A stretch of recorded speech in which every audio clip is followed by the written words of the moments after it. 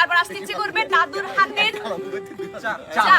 একদম খাঁটি গরুর দুধের চা, যেটা গ্রামে পাওয়া যায়। হ্যাঁ, শুধুমাত্র গ্রামে পাবেন। কোন জায়গায়, জায়গাটা একটু বলে দাও। জায়গাটা হলো ধলঘাট রেল স্টেশন। তো সেরা সেরা সেরা। তো একটা ব্লগ আসবে, সবাই দেখবেন, ভালো থাকবেন, সুস্থ থাকবেন, গানে গানে থাকবেন, আনন্দে কাটাবেন, আর বেশি বেশি চা খাবেন। টাটা। দিদি একটা